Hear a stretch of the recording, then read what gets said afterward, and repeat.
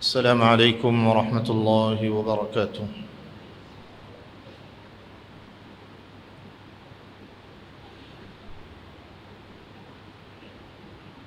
الحمد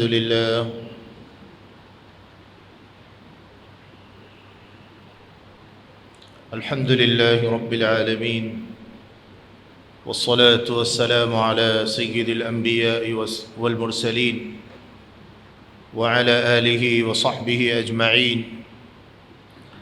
أما بعد، قال الله تبارك وتعالى: أعوذ بالله من الشيطان الرجيم، بسم الله الرحمن الرحيم. وما أرسلناك إلا رحمة للعالمين.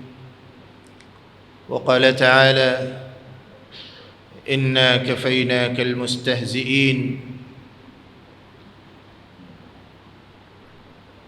قال النبي صلى الله عليه وسلم: لا يؤمن أحدكم حتى أكون أحب إليه من والده وولده والناس أجمعين، أو كما قال رسول الله صلى الله عليه وسلم: اللهم صل على سيدنا محمد وعلى آل سيدنا محمد كلما ذكره الذاكرون، وصل على سيدنا محمد كلما غفل عن ذكره الغافلون.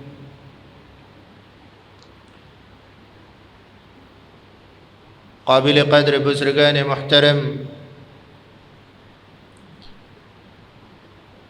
اور میرے عزیز دوستوں اور بھائیوں،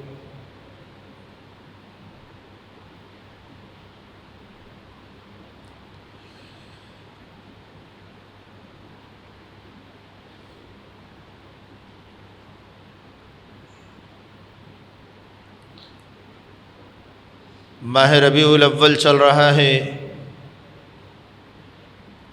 اس حوالے سے کچھ باتیں عرض کرنے کی کوشش کی جائے گی۔ دعا کریں کہ اللہ تعالی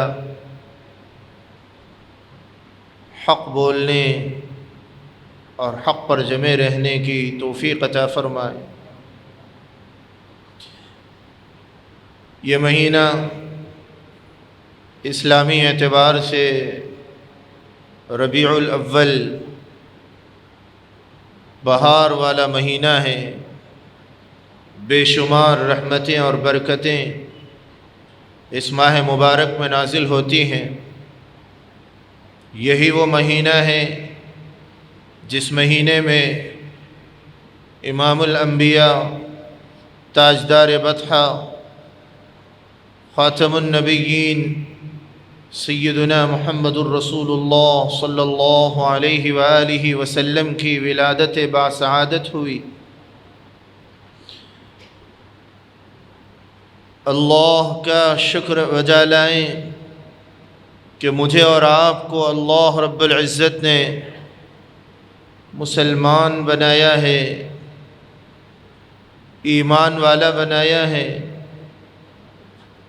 حضرت نبی رحمت صلی اللہ علیہ وآلہ وسلم کا امتی بنایا ہے، جس پر ہمیں شکر بجا لانا چاہیے۔ یہ بات یاد رکھیں کہ ایمان جو کہ اقرار باللسان و تصدیق بالقلب، زبان سے اقرار کرنا کہ اللہ کے علاوہ کوئی معبود نہیں ہے، أشهد أن لا إله إلا الله وأشهد أن محمدًا عبده ورسوله کہ اللہ کی وحدانیت کی گواہی اور رسول اللہ صلی اللہ علیہ وآلہ وسلم کی رسالت کی گواہی، یہ گواہی دو اعتبارات کی ہوتی ہیں۔ ایک تو اقرار باللسان، زبان کے ذریعے اقرار کرنا، دوسرے دل کی گہرائیوں سے ایمان لے آنا۔ تو ایک تو ہے قانونی مسلمان کہ آبا و اجداد اسی مذہب پر زندگی گزار کر چلے گئے، اور اللہ کا کرم ہوا کہ اللہ نے اس مذہب میں پیدا فرمایا، اور پھر وہ گود اللہ نے عطا فرمائی کہ پیدائش کے فوراً بعد اللہ کی بڑائی اللہ اکبر کے ذریعے کانوں میں پڑی، اور پھر نبی رحمت صلی اللہ علیہ وآلہ وسلم کی رسالت کی گواہی کانوں میں پڑی۔ اس اعتبار سے ماں کی گود سے اللہ نے مجھے اور آپ کو مسلمان بنایا ہے۔ یقیناً یہ فضیلت والی بات ہے۔ اگر اللہ چاہتا تو کوئی اسلام کے علاوہ دوسری گود بھی عطا کرنے پر قادر تھا۔ اگر اللہ چاہتا تو کوئی معصوم بچہ، سینکڑوں بچے دنیا میں پیدا ہوتے رہتے ہیں، دنیا میں آتے رہتے ہیں، ایک ایک سیکنڈ میں کئی معصوم بچے دنیا میں آتے ہیں۔ کوئی یہودی ماں کی گود میں ہوتا ہے، کوئی بدھسٹ ماں کی گود میں ہوتا ہے، کوئی ہندوازم کے ماننے والی ماں کی گود میں پیدا ہوتا ہے، کوئی کرسچن ماں کی گود میں جنم لیتا ہے۔ میں اور آپ اس رب کریم کا کتنا شکر بجا لائیں کہ اس رب ذوالجلال نے مجھے اور آپ کو ایک ایسی گود میں پیدا فرمایا جو کہ اللہ کی نام لیوا، اللہ کے رسول کا نام لیوا، اللہ کے رسول کی نام لیوا خاتون، جس پر اللہ کا شکر بجا لانا ضروری۔ لیکن یہ بات یاد رکھیں کہ اسلام دو طرح کا ہے، جس کو سورہ حجرات میں اللہ نے فرمایا قالت الاعراب آمنا قل لم تؤمنوا ولكن قولوا اسلمنا ولما يدخل الایمان فی قلوبکم۔ بعض دیہاتیوں نے یوں کہا کہ ہم ایمان لے آئے ہیں۔ اللہ نے فرمایا کہ تم اس طرح نہ کہو کہ ہم ایمان لے آئے ہیں، ولیکن قولوا اسلمنا، یوں کہو کہ ہم مسلمان ہو گئے۔ ولما يدخل الایمان فی قلوبکم، اب تک ایمان تمہارے دل کی اندر داخل نہیں ہوا ہے۔ میں اور آپ غور کریں اس آیت میں، اللہ رب العزت نے مجھے اور آپ کو ہدایت کی دولت عطا فرمائی، نعمت عطا فرمائی۔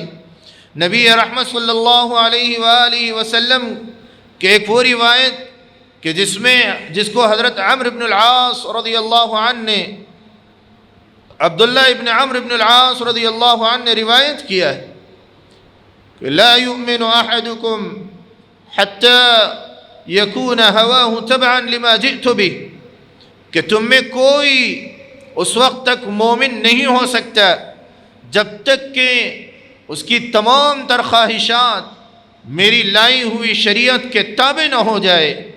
اسی طرح نبی رحمت صلی اللہ علیہ وآلہ وسلم نے 3 مرتبہ قسم کھا کر ارشاد فرمایا واللہ لا یؤمن، واللہ لا یؤمن، واللہ لا یؤمن من لا یأمن جارہ بوائقہ، کہ قسم ہے اللہ کی وہ مومن نہیں ہے، قسم ہے اللہ کی وہ مومن نہیں ہے، قسم ہے اللہ کی وہ مومن نہیں ہے۔ صحابہ اکرام رضوان اللہ تعالی علیہم اجمعین نے جب یہ سنا تو رونگٹے کھڑے ہو گئے، اور پھر اللہ کے نبی علیہ الصلوۃ والسلام سے دبے الفاظ میں یوں عرض کیا، من یا رسول اللہ، کون مومن نہیں ہے اللہ کے رسول صلی اللہ علیہ وسلم؟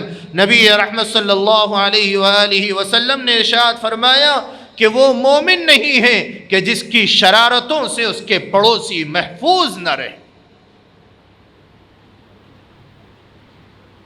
جو اپنے پڑوسیوں کے لیے بوجھ بن جائے، جو اپنے محلے والوں کے لیے بوجھ بن جائے، جس کی شرارتیں اور جس کا شور و شغابہ اور جس کی پہلوانی، یا یوں کہیے جس کی آوارگی، جس کا ظلم اور جس کا دبدبہ اور جس کا ناحق طریقے سے مار اور پیٹ کرنا اتنا بڑھ جائے کہ اس کے پڑوسی اس سے پناہ مانگنے لگے، تو اللہ کے نبی علیہ السلام نے فرمایا وہ مومن نہیں۔ سیدنا ابو ہریرہ رضی اللہ عنہ کی ایک روایت کہ نبی رحمت صلی اللہ علیہ وآلہ وسلم نے ارشاد فرمایا، لا یؤمن احدکم، تم میں سے کوئی اس وقت تک مومن نہیں ہو سکتا، حتی اکون احب الی، یہاں تک کہ میں اس کے نزدیک محبوب ہو جاؤں، من والدہ وولدہ والناس اجمعین، کہ اس کے والدین سے زیادہ میں محبوب نہ ہو جاؤں، اس کی اولاد سے زیادہ میں محبوب نہ ہو جاؤں، اور تمام معاشرے سے، تمام انسانوں سے زیادہ میں اس کا محبوب نہ بن جاؤں، اس وقت تک وہ مومن نہیں ہو سکتا فرمایا۔ قرآن مقدس کی آیت کریمہ اور نبی رحمت صلی اللہ علیہ وآلہ وسلم کی احادیث مبارکہ پہ غور کریں، اور پھر میں اور آپ اپنا جائزہ لیں کہ اللہ کے نبی علیہ الصلوۃ والسلام کے فرامین جو ہیں۔ اسی طرح قرآن مقدس میں ایک مقام پر رب تعالی جل مجدہ نے ارشاد فرمایا، فالذین آمنوا به وعزروه ونصروه واتبعوا النور الذي انزل معه اولئک هم المفلحون۔ اللہ رب العزت نے فرمایا کہ کامیاب لوگ کون ہیں، ان کے بارے میں اللہ نے فرمایا وہ لوگ جو کہ نبی رحمت صلی اللہ علیہ وآلہ وسلم پر ایمان لے آئے، ان کی ذات پر ایمان لے آئے،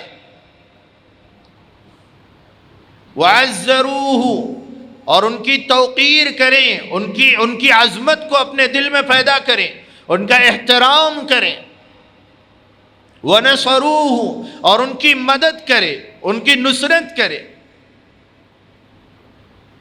وَاتَّبَعُوا النُّورَ الَّذِي أُنزِلَ مَعَهُ، اور اس نور کی اتباع کرے جو ان کے ساتھ نازل کیا گیا، ان پر نازل کیا گیا، یعنی قرآن مقدس کو اپنے لیے امام بنائے۔ اللہ رب العزت نے اس کے بعد ارشاد فرمایا، اولئک هم المفلحون، یہی لوگ فلاح پانے والے ہیں، کامیاب ہونے والے ہیں۔ قرآن مقدس کی ان آیات پر غور کرنے کے بعد آج ہم معاشرے کا جائزہ لیں، اور پھر مجھے یقین ہے کہ بہت سے احباب کو یہ الفاظ بہت ناگوار گزریں گے اور بہت سے احباب کے دل مجروح ہوں گے، لیکن ان کے سامنے میں بہت عاجزی کے ساتھ ایک طالب علم ہونے کے ناطے معافی مانگتا ہوں، لیکن اللہ کے لیے اپنے دل میں اور آپ جھانک کر دیکھیں کہ کیا میں اور آپ صحیح معنی میں مومن ہیں یا نہیں ہیں۔ اسلام کے ماننے والے تو ہم ہو چکے ہیں، ہم نے کلمہ پڑھا لا الہ الا اللہ محمد الرسول اللہ، ہم نے کلمہ پڑھ کر گواہی دی کہ اللہ ایک ہے، اللہ کے رسول کی رسالت پر میں اور آپ ایمان لے آئے ہیں، اللہ کے رسول کو ہم نے رسول مانا، اللہ کے رسول کو ہم نے خاتم النبیین مانا، اللہ کے رسول صلی اللہ علیہ وآلہ وسلم کو اللہ کے بھیجے ہوئے پیغمبر کو تو ہم نے مان لیا، لیکن میں اور آپ غور کریں کہ کیا مجھے اور آپ کو اپنی اولاد سے زیادہ، اپنے ماں باپ سے زیادہ، اپنے خاندان سے زیادہ اور پھر معاشرے سے زیادہ ہم کو اللہ کے نبی سے محبت پیدا ہوئی یا نہیں ہوئی؟ ایک میٹر ہے اور معیار ہے، اس پر جانچنا ضروری، بار بار حضرات صحابہ اکرام رضوان اللہ تعالی علیہم اجمعین یہی کیا کرتے تھے، بار بار صحابہ اپنا جائزہ لیتے تھے کہ کیا میں اللہ کے نبی کی محبت غالب آ رہی ہے یا پھر میری اولاد کی محبت آڑ بن رہی ہے، اللہ کے نبی کی محبت غالب آ رہی ہے یا پھر میری بیوی کی محبت غالب آ رہی ہے، اللہ کے نبی کی محبت غالب آ رہی ہے یا میرا مال میرے لیے رکاوٹ اور آڑ بن رہا ہے۔ بار بار جائزہ لیا جاتا تھا، تب جا کر اللہ نے آسمان کی بلندیوں سے یہ فیصلہ نازل فرمایا، رضی اللہ عنہم ورضوا عنہ، اللہ ان سے راضی ہے اور وہ اللہ سے راضی ہے۔ اتنا بلند پایا لقب کیوں ملا؟ حضرات صحابہ اکرام رضوان اللہ تعالی علیہم اجمعین نبی رحمت صلی اللہ علیہ وآلہ وسلم سے والہانہ عقیدت رکھتے تھے، والہانہ محبت رکھتے تھے، انتہا درجے کا عشق نبی رحمت صلی اللہ علیہ وآلہ وسلم سے ہوا کرتا تھا، جس کے نتیجے میں ایک ایک لمحہ صحابہ کا نبی کی اتباع میں گزرا ہوا ہوتا تھا۔ ایک دفعہ کا مشہور واقعہ ہے، ایک صحابی رسول دسترخوان پر بیٹھے اور ساتھ میں ان کے بیٹے بھی دسترخوان پر بیٹھے ہوئے تھے، اور وہ صحابی رسول دسترخوان پر جو سالن رکھا ہوا تھا اس میں سے یتتبع الدبا، وہ کدو کو تلاش کر رہے تھے اور کدو لے کر اپنے لیے تناول فرمانے لگے۔ تو بیٹے نے پوچھا، ابو جان آپ کدو کھا رہے ہیں؟ انہوں نے کہا ہاں۔ پھر اس کے بعد فرمایا، کان رسول اللہ صلی اللہ علیہ وآلہ وسلم یتتبع الدبا، نبی رحمت صلی اللہ علیہ وآلہ وسلم جب دسترخوان پر سالن میں کدو ہوا کرتا تو اسے تلاش کر کے آپ تناول فرمایا کرتے تھے۔ بیٹے نے یوں کہا کہ مجھے کدو تو پسند نہیں ہے، تو ان صحابی رسول کو بیٹے کی یہ بات دل پر اتنی ناگوار گزری کہ موت تک اپنے سگے بیٹے سے انہوں نے کلام نہیں کیا، بات نہیں کی۔ یہ عشق نبی تھا، یہ نبی رحمت صلی اللہ علیہ وآلہ وسلم سے محبت تھی اور نبی رحمت صلی اللہ علیہ وآلہ وسلم سے تعلق تھا، جس کے نتیجے میں ہر بات کو اور ہر معاملے کو قربان کر دیا کرتے تھے، لیکن نبی کی بات جب آ جاتی تو پھر اس کے بعد کوئی دوسرا معاملہ نہیں ہوتا تھا۔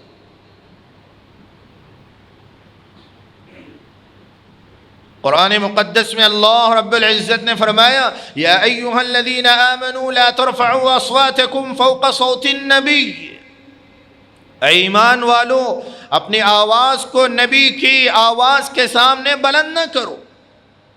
یہ تو صحابہ اکرام رضوان اللہ تعالی علیہم اجمعین کے لیے حکم نازل تھا، لیکن آج تک یہ آیت کریمہ باقی ہے اور قیامت تک باقی رہے گی۔ کیا مطلب ہے اس کا؟ کہ کوئی اگر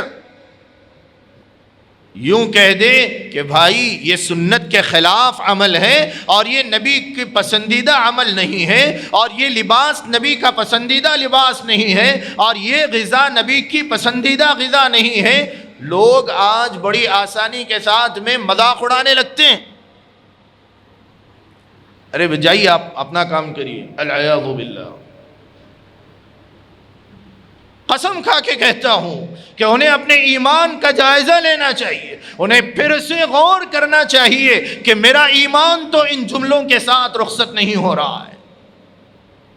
میرے عزیز دوستو، ایمان لانے کے بعد، کلمہ پڑھنے کے بعد اگر کوئی ظاہری طور پر مسلمان رہے اور پھر یوں کہے کہ میں پریکٹیکلی مسلمان بننے کے لیے کوشش نہیں کروں گا اور نبی کی ذات کی محبت کو اپنے دل میں بسانے کے لیے کوشش نہیں کروں گا، تو میرے عزیز دوستو ایسے احباب کو اپنے ایمان کا جائزہ لینا چاہیے اور انہیں اپنے دل میں جھانک کر جائزہ لینا چاہیے کہ میں صرف کہیں ایسا نہ ہو کہ ووٹر آئی ڈی کارڈ میں اور راشن کارڈ میں تو مسلمان نام رہے، لیکن قبر میں جانے کے بعد ملائکہ جو فہرست لے کر آتے ہیں اور پھر فرشتے جو فہرست لے کر آتے ہیں، الامان والحفیظ، کہیں ایسا نہ ہو کہ وہاں نام بھی پلٹ دیا جائے۔ میرے عزیز دوستو، ضرورت اس بات کی ہے کہ میں اور آپ ان زبانی دعووں کو ذرا بازو رکھیں، صحابہ اکرام رضوان اللہ تعالی علیہم اجمعین میں محبت رسول اتنا زیادہ تھا. ایک دفعہ مجمع بیٹھا ہوا تھا اور نبی رحمت صلی اللہ علیہ وآلہ وسلم وعظ فرما رہے تھے اور صحابہ بیٹھے ہوئے تھے. ایک دور سے ایک صاحب تشریف لا رہے تھے. اللہ کے نبی علیہ السلام کے مجمع میں کچھ احباب ٹھہرے ہوئے ہوں گے. اللہ کے نبی نے فرمایا اجلسو، بیٹھ جاؤ. یہ آواز وہ آنے والے صاحب جو راستے میں تھے ان کے کان میں آواز پڑی، وہیں بیٹھ گئے. ان سے کسی نے پوچھا بھئی آپ یہاں کیوں بیٹھ گئے؟ انہوں نے فرمایا کہ اللہ کے نبی علیہ السلام کی آواز کان میں پڑ جائے کہ بیٹھ جاؤ، پھر اس کے بعد میں مجال نہیں میری کہ میں ایک قدم آگے بڑھ کر میں گستاخ بن جاؤں. نبی رحمت صلی اللہ علیہ وآلہ وسلم ایک دفعہ تشریف لے جا رہے تھے، مدینہ منورہ کی گلیوں سے گزر ہو رہا تھا.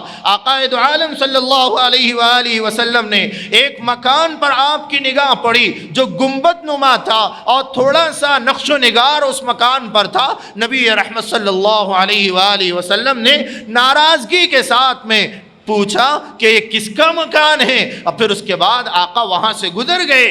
ان صاحب کو لوگوں نے اطلاع دی کہ بھئی اللہ کے نبی علیہ السلام کا یہاں سے گزر ہوا تھا اور نبی رحمت صلی اللہ علیہ وسلم نے پوچھا یہ کس کا مکان ہے؟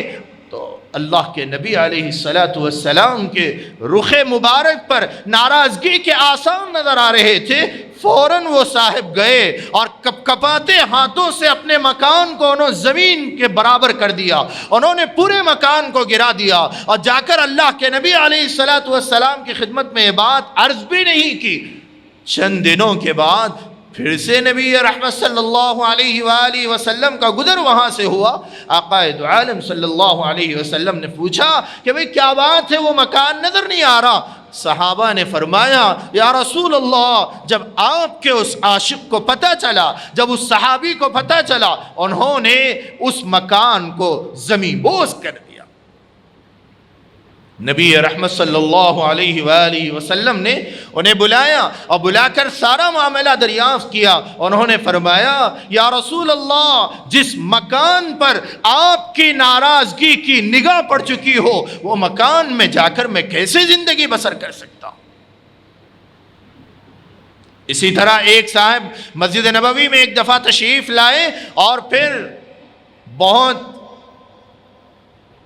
گہرے رنگ کی چادر اوڑے ہوئے تھے، پیلے رنگ کی چادر اوڑے ہوئے تھے. نبی رحمت صلی اللہ علیہ وآلہ وسلم کو ناگوار گزرا، آ کر سلام کیا. اللہ کے نبی علیہ السلام نے اپنا رخ مبارک دوسری جانب کو پھیر لیا. فوراً وہ سمجھ گئے اور گھر جا کر انہوں نے اپنے مکان میں جیسے ہی داخل ہوئے تو آگ چولہا جل رہا تھا، وہ پوری چادر انہوں نے چولہے میں ڈال دی اور جلا کر خاکستر کر دیا. نبی رحمت صلی اللہ علیہ وآلہ وسلم کی خدمت میں حاضر ہوئے. اللہ کے نبی علیہ السلام نے پوچھا کہ بھئی ارے وہ چادر کہاں گئی؟ انہوں نے فرمایا یا رسول اللہ، وہ تو میں جلا کر خاک میں ملا دیا ہوں. نبی رحمت صلی اللہ علیہ وآلہ وسلم نے فرمایا ارے کیا اچھا ہوتا کہ وہ چادر مردوں کے لیے پہننا تھوڑا سا ناگوار ہے، لیکن تم اپنے گھر کی مستورات کو دے سکتے تھے اور خواتین کو دے سکتے تھے، وہ اوڑھ لیا کرتی تو کوئی حرج نہ ہوتا. انہوں نے فرمایا یا رسول اللہ، جس چادر پر آپ کی ناراضگی کی نگاہ پڑی ہو وہ چادر میرے گھر کی خواتین استعمال کریں، یہ گستاخی سمجھتا ہوں. یہ عشق تھا نبی رحمت صلی اللہ علیہ وسلم. میرے عزیز دوستو، آج کے نوجوان اگر پوچھا جائے کہ بھئی نبی رحمت صلی اللہ علیہ وآلہ وسلم نے السلام قبل الکلام افشوا السلام بینکم، اللہ کے نبی علیہ السلام نے سلام کرنے کا حکم دیا. نوجوان ہائے اور ہیلو میں لگ چکے ہیں، گڈ مارننگ اور گڈ آفٹرنون اور گڈ ایوننگ میں لگے ہوئے ہیں. اور اسی طرح اللہ کے نبی علیہ السلام نے فرمایا کہ لا یؤمن احدکم، تم میں سے کوئی اس وقت تک مسلمان نہیں ہو سکتا جب تک کہ اس کا پڑوسی اس کی شرارتوں سے محفوظ نہ رہے. آج ہر کوئی اپنے محلے والوں کے لیے درد سر بنا ہوا ہے، الا ماشاء اللہ.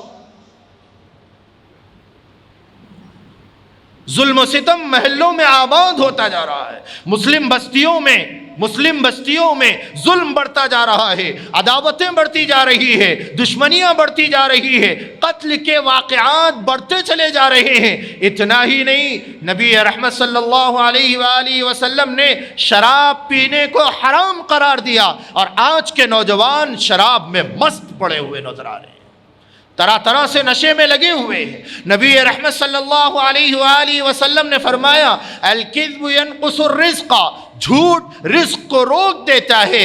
آج کے نوجوان تیزی سے جھوٹ کے عادی بنتے جا رہے ہیں۔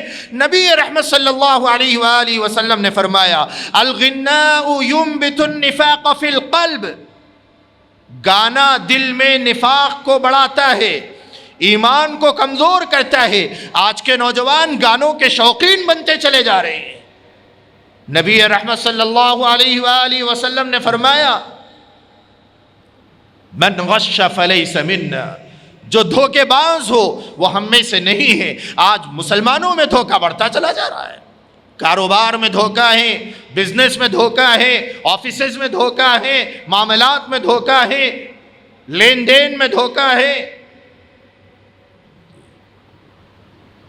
آپ بتائیے میرے دوستو کہ ہم کس منہ سے کہہ سکتے ہیں کہ نبی کے امتی؟ کیسے کہہ سکتے ہیں کہ ہمارے دلوں کے اندر اور گہرائیوں میں ایمان داخل ہو گیا ہے؟ اگر ایمان اندرون میں ہوتا تو ہمارا ظاہر بھی مسلمان ہوتا، ہمارا اندرون بھی مسلمان ہوتا۔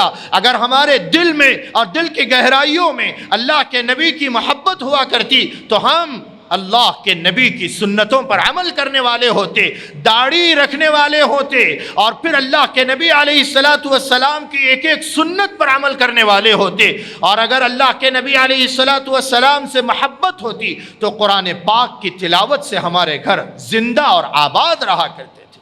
اگر اللہ کے نبی علیہ السلام سے محبت ہوتی تو آج فجر کی نماز میں مسجدیں بھری ہوئی نظر آتی۔ اللہ کے نبی علیہ السلام نے فرمایا کہ وہ منافق ہے جو فجر کی نماز کو چھوڑ دیتا ہے۔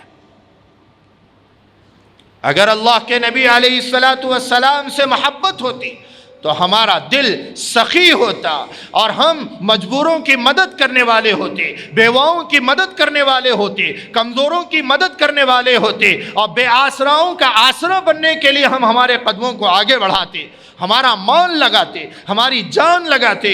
اگر ہم اللہ کے نبی کے سچے عاشق ہونا چاہتے ہیں تو ضرورت اس بات کی ہے کہ ہم اللہ کے دین کی سربلندی کے لیے محنت کریں، کوشش کریں، دعوت کے پیغام کو عام کریں، اور پھر دیوانہ وار بن کر قدم قدم پر اسلام کے جھنڈے کو لہرانے کے لیے اور اسلام کی تبلیغ کے لیے، اسلام کی سربلندی کے لیے، اللہ کے نبی کے پیغام کو پہنچانے کے لیے ایک ایک چوکھٹ پر پہنچ کر ہم اسلام کی بلندی اور اسلام کے پیغام کو اور اسلام کی امانت کو ان تک پہنچاتے۔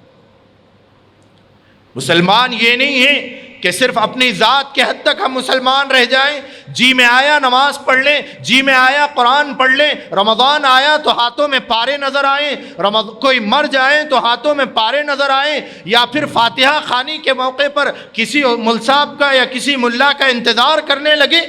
مسلمان قوم کو شرم آنی چاہیے، مسلمان قوم کو شرم آنی چاہیے کہ آج ہم نے اللہ کے نبی کے ساتھ کتنی بے وفائی کی، کتنا ظلم کیا ہے، کتنی نافرمانیاں کی، کتنا دور ہوتے جا رہے ہیں ہم اسلام سے، کتنا دھوکہ دے رہے ہیں ہم اللہ کے نبی علیہ السلام کو، اور کتنی ہم بے غیرتی کے ساتھ میں اللہ کے نبی علیہ السلام کا نام لیوا ہونے کے باوجود بھی دغا کر رہے ہیں۔ میرے عزیزو، آج وقت ہے کہ ہم توبہ کریں۔ یہ بات یاد رکھیں، محشر میں کوئی کام آنے والا نہ ہوگا، محشر میں نفسا نفسی کا عالم ہوگا، ہر کوئی اپنی فکر میں ڈوبا ہوا ہوگا۔ وہاں کوئی کام آئے گا تو میرے اور آپ کے آقا نبی رحمت صلی اللہ علیہ وآلہ وسلم اللہ کے حکم سے اور اللہ کی اجازت سے میرے اور آپ کے لیے شفیع بن کر حاضر ہوں انشاءاللہ۔ میرے عزیز دوستو، ضرورت اس بات کی ہے کہ ہم اپنے دلوں میں سچا عشق پیدا کریں۔